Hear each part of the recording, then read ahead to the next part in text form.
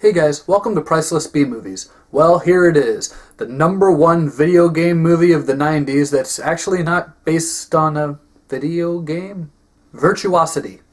Virtuosity stars Denzel Washington as an ex-cop named Parker Barnes. Parker Barnes was a police officer, but he totally lost it when his family was killed by a terrorist, and he wiped out the terrorist and accidentally wiped out a couple of innocent people along with him.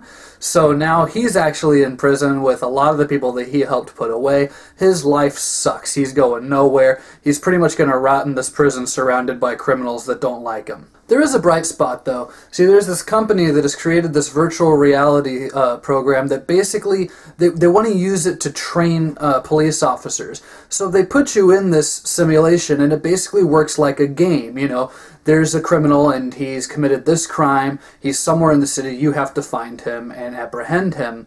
And it's all virtual reality, and it seems like it'd be a great idea, and it is a great idea, except that every game needs a villain, needs the criminal. The criminal in this case is Sid 6.7, played by Russell Crowe, and Sid 6.7 is highly intelligent, and you find out as the movie goes on, is basically the amalgam of 150 criminals throughout history.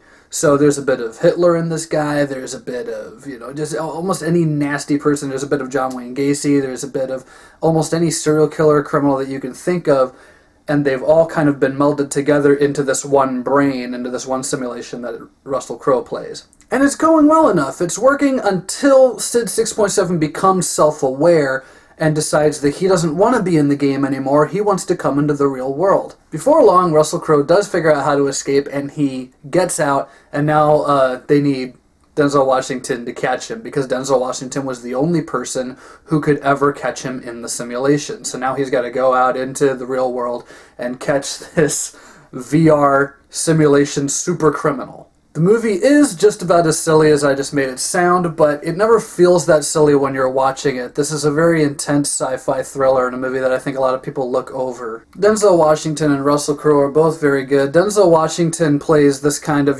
broken down character very well. I love when we have movies where the hero is broken at the beginning, like it's a shell of a man or a woman, and they kind of have to reclaim their humanity and have that kind of character arc over the course of the movie, because we all want to see the hero in a movie succeed. We all want to see the hero win, but it's not enough to beat the bad guy. They have to beat their own inner demons as well. That's what makes it so satisfying when there's a movie like this and you have an actor like Denzel Washington playing that part so well. Russell Crowe's performance is a bit iffy, though, in this. I think that if he gave this performance in any other movie, critics everywhere, including myself, would just shoot him down for being far too campy, for overacting, for being way too theatrical. But the beauty of his part is that Sid 6.7 does have kind of the mind of a child that's evolving. He wants attention. He craves attention. He tries to commit crimes in public and in front of cameras. So really his theatricality makes sense. Him wanting to shout everything makes sense. He wants attention. He wants everyone to look at him and look at what he's doing. So in that sense, Russell Crowe does a very good job at playing the villain. The only times I ever had a problem with Russell Crowe in this movie is when they tried to put across the idea that all the different personalities that make up his psyche are fighting against each other. It seems like he has trouble finding a balance in tone, in whether he's supposed to be campy or be serious. He does the campy stuff very well and it fits the character, but I do think there's some moments where he just kind of gets lost in that a little bit. So I like him in this, but I don't like him as much as I like Denzel Washington in this film. The effects work in this is a bit iffy too. It was actually directed by the same man who directed The Lawnmower Man. It was Brett Leonard, and you can kind of tell when you're watching it. There's definitely the same aesthetic, there's definitely the same look to a lot of scenes and to the CG.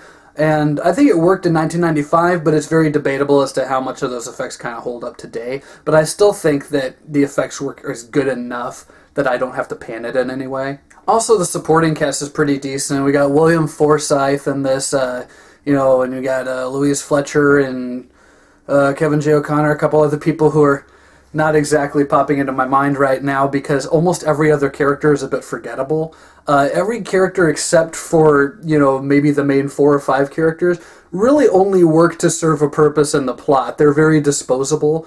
But that being said, the actors who play them do their job well enough. I can't really complain about the acting there. Gonna go ahead and give Virtuosity 3 stars. I think that this is a fun sci-fi action thriller. If this kind of thing is what you're into, you'll definitely like this movie. But I think that after you're done watching it, you will start to think about it, and the more you think about it, you'll start to, come up with issues with the logic and various plot holes that kind of show up, like why the hell did they break an ex-cop out of prison to do this? I kind of get that, it's for the story, and, but I really don't think that's what the government would choose to do in that situation. I think they would just send every cop they have at him. They might ask Denzel Washington to consult on what he thinks they should do, but the fact that they're letting this man out of prison is a bit of a stretch for me. But I can appreciate it because it's part of the plot. It's kind of just what needs to happen.